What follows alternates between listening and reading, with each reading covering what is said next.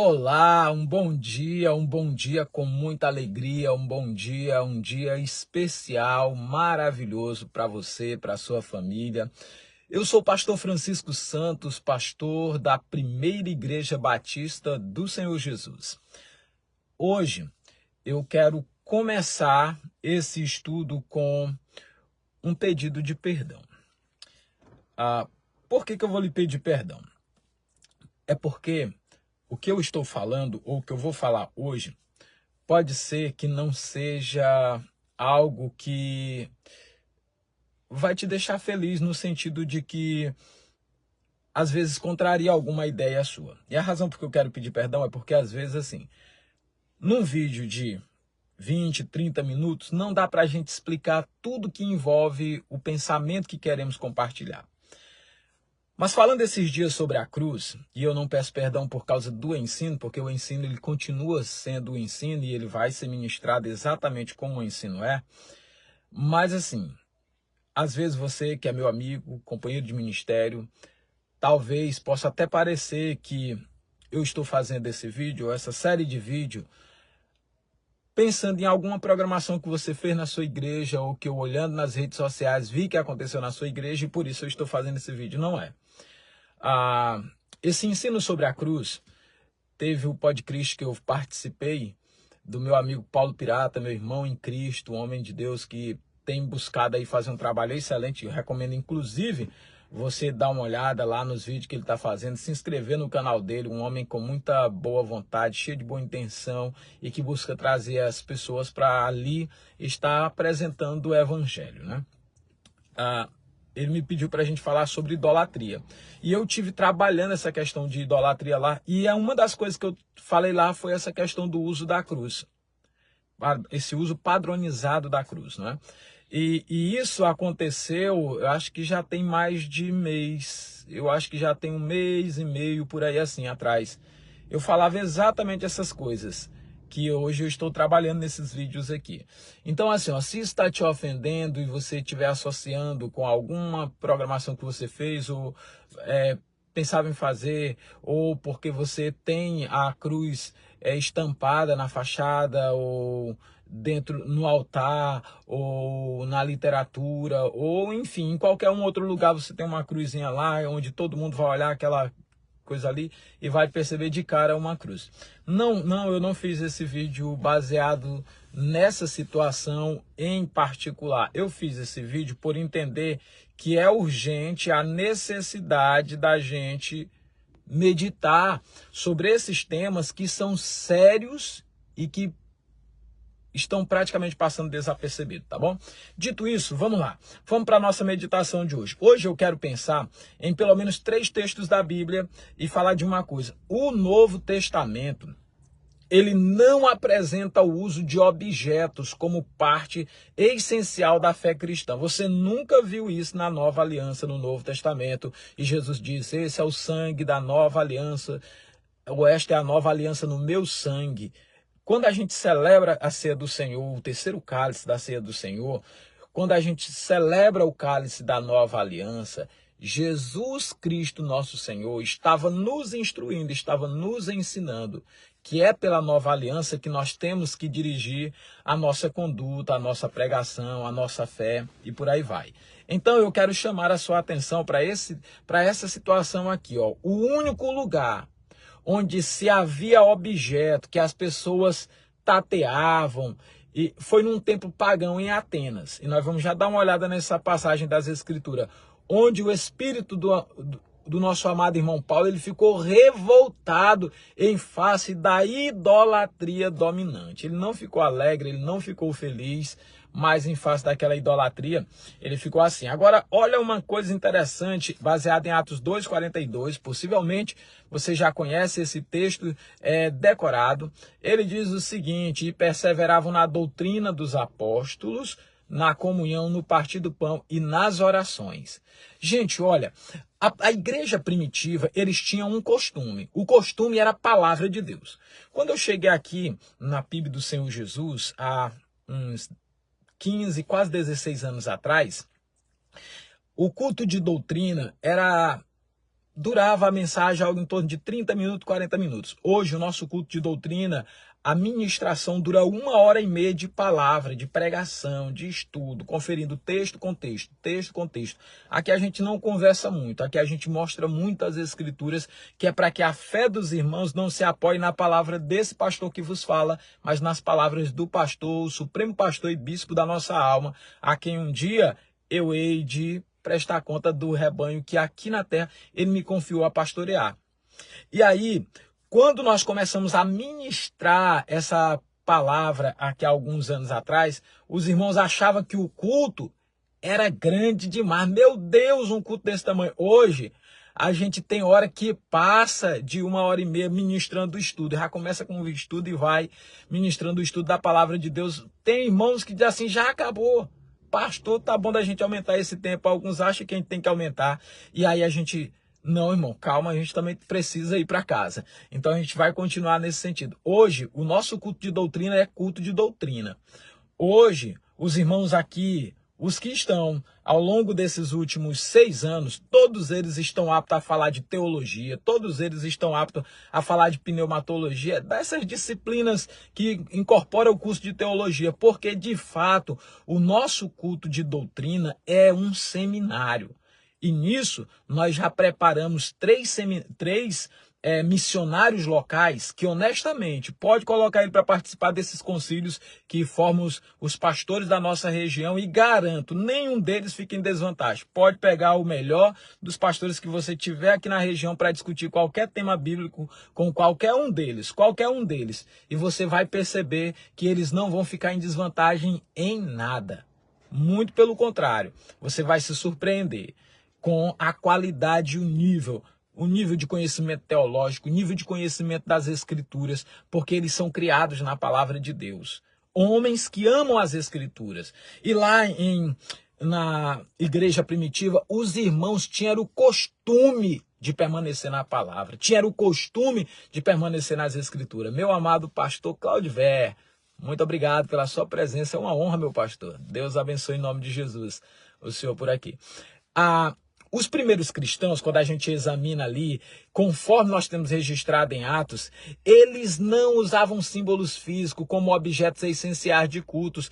Eles nunca, jamais se reuniam em outra coisa que não fosse a doutrina dos apóstolos, a oração, a comunhão, sem a necessidade de intermediários físicos. A cruz, por exemplo, embora importante como figura de linguagem para a gente pregar sobre a mensagem da cruz, ela não deixa de ser um objeto, mas como objeto não é um objeto essencial ao culto. Você nunca viu isso na história da igreja evangélica. Você já viu isso na história da igreja romana, na história da igreja pagã, mas na igreja evangélica você nunca viu essa história, não. E aí a gente pensa o seguinte, olha gente, se os primeiros apóstolos, se os primeiros crentes, os crentes do primeiro século, eles não despendiam de uso de objetos materiais, tampouco nós devemos estar nos apegando a essas coisas.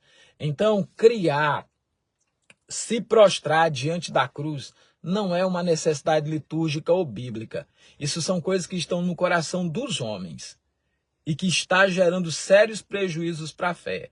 Olha só, vou abrir aqui a minha Bíblia. Deixa eu só tentar encontrar aqui a minha Bíblia aqui, a referência.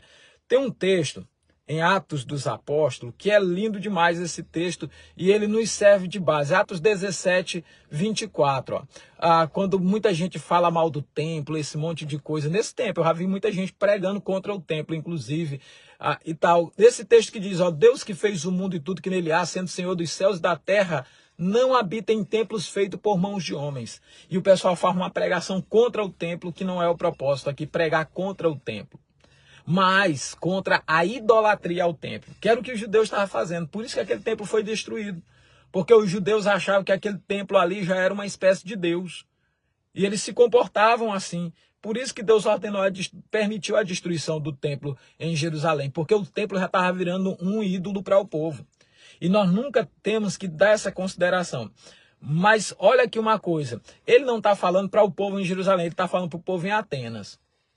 Aí olha uma coisa interessante no verso 25. Nem tampouco é servido por mãos de homens com que necessitam de alguma coisa, pois ele mesmo é quem dá a todos a vida, a respiração e todas as coisas. Ó, não é servido por mãos humanas. O que esse texto quer dizer? Quando o texto diz que Deus não é servido por mãos humanas, quer dizer que ele não pode ser carregado por mãos humanas, que era o que o povo fazia, pegava os seus deuses, andava de um lado para o outro. É como nas procissões que o profeta denunciou, dizendo que nada sabe os que conduzem procissão e carregam um ídolo mudo que não os pode salvar. Era sobre essa situação que ele estava se reportando. Ele não é servido por mãos humanas, ou seja, como se dependesse delas para carregá-lo de um lado para o outro. Ele está criticando a forma do culto pagão que é feito em Atena com objetos, com imagens, com ídolos, as imagens dos ciúmes que causam a ira de Deus. Verso 26. E de um só fez toda a geração dos homens para habitar sobre toda a face da terra, determinando os tempos já antes ordenados e os limites das suas habitações. Agora, olha aqui o ponto crucial. Para que buscassem ao Senhor. Aí ele diz, se porventura, tateando, pegando, pudessem achar. É claro que essa aqui é a ênfase e a crítica que ele está fazendo. Ele diz, ainda que não está longe de cada um de nós. Preste bem atenção, esse negócio de estar tateando objeto, segurando objeto, ostentando objeto, o crucifixo no pescoço, isso aí, meu irmão, você está cooperando com a idolatria. De novo, qual que é o conceito de fé? A palavra de Deus diz que a fé é a convicção das coisas que não se vê e a certeza das coisas que se esperam.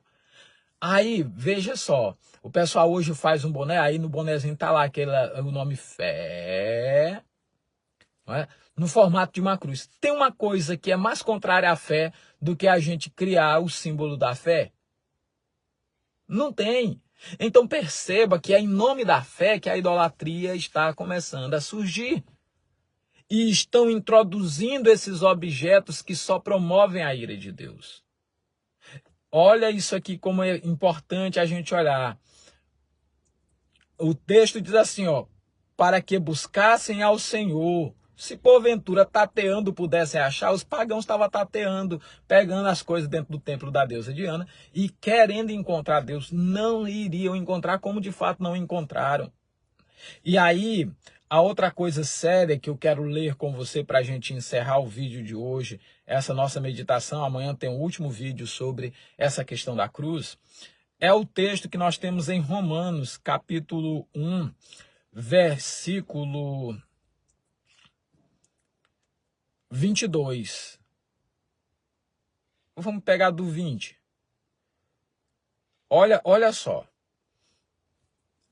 O versículo 19 diz o seguinte, falando da idolatria. Aliás, vamos pegar do 18. Olha só. Porque do céu se manifesta a ira de Deus sobre toda a impiedade e injustiça dos homens que detêm a verdade por injustiça. Trocar a verdade ou resistem à verdade por causa dos costumes, por causa da vontade dos homens. Quando a gente ensina algo dessa natureza hoje, por causa dos grandes, por causa de templos suntuosos, por causa de pessoas que parecem ser alguma coisa, não sendo nada, não nos importa a sua aparência, muitas pessoas resistem ao ensino da verdade. Verso 19, porque o que de Deus se pode conhecer, nele se manifesta porque Deus lhe manifestou. Olha como isso aqui é sério. 20, porque as suas coisas invisíveis, desde a criação do mundo, tanto o seu eterno poder como a sua divindade, se entende claramente, se veem pelas coisas que estão criadas por Deus, não pelos homens, para que eles fiquem inexcusáveis ou sem desculpas. Então, os objetos que a gente precisa para apresentar Deus para as pessoas não é uma cruz, não é um desenho de uma tumba, não é nada disso. O que a gente precisa para apresentar a fé é o que Deus criou. Pelas coisas criadas, os homens são indesculpáveis de não ter conhecido o Criador. Quanto à questão de fazer imagem, já está claro, não farás para ti imagem de escultura, não te inclinarás diante delas, como a gente já está vendo acontecer. O versículo 21 diz assim, porque tendo conhecido a Deus, não glorificaram como Deus, nem lhe deram graça. Antes seus discursos se desvaneceram e o seu coração insensato se obscureceu. Tem muita gente com discurso vazio em favor da idolatria. Um amigo meu, não mora aqui nesse estado, ele viu uma publicação que eu fiz, aí nós já estamos falando do ano passado, se eu não estou enganado, falando sobre essa questão de uso de objeto. E ele estava lá defendendo com unhas e dentes que tinha que ter essas coisas no nosso meio. Eu digo, meu Deus. Mas está lá o debatezinho exposto, o que ele escreveu, o que eu escrevi, que você pode ler e contrabalancear as suas ideias. Aí o verso 22 vai dizer assim, ó. Dizendo-se sábio, tornaram-se loucos. Por quê? Mudaram a glória do Deus incorruptível à semelhança da imagem do homem incorruptível, de aves, quadrúpedes e répteis. Por isso, Deus os entregou à concupiscência, à imoralidade dos seus corações, à imundícia, para desonrar o seu corpo entre si. Pois mudaram a verdade de Deus em mentira, e honraram e serviram mais a criatura do que o Criador, o qual é bendito eternamente. Amém. Presta atenção, esse negócio de honrar mais a criatura do que o Criador. Isso aqui é uma coisa séria. Honrar a criatura mais do que o Criador. O que acontece? Na Páscoa, o pessoal honra a árvore que foi criada, dizendo que é a árvore de Natal, e Jesus vai perdendo tempo. Honra o São Nicolau, que dizem ser Papai Noel, e Jesus vai ficando de lado. Na Páscoa, honra o coelho, honra os ovos de chocolate, honra a cruz, e Jesus vai perdendo espaço na sua própria festa. Porque o texto sagrado diz que eles abandonaram, mudaram a verdade de Deus em mentira, honraram e serviram a criatura no lugar do Criador. E hoje nós estamos vivendo esse momento. Por isso que é importante, minha gente, olharmos para as Escrituras. E quando a gente traz esses textos, a ideia é que a gente fundamente a nossa fé na palavra de Deus e não na palavra dos homens. Eu quero que... Peça a Deus que abençoe, que você guarde essa palavra no seu coração. Molailson, obrigado por estar presente. Meu amado pastor Claudivé, muito obrigado. Hey, Joy. Welcome, God bless you. Thank you so much to be watching. Deus abençoe e guarde vocês em nome de Jesus Cristo. E até o nosso próximo vídeo, onde nós vamos estar encerrando essa série de mensagem que nós estamos fazendo aqui na nossa página do Face. Deus abençoe e guarde você em nome de Jesus. Até o próximo momento. Um abraço. Obrigado por estar nos acompanhando. Se essa mensagem te abençoou, faça isso. Compartilhe com os seus amigos, para que os seus amigos também possam ter acesso a essa mensagem e assim repassar a mensagem de Deus e levá-la adiante.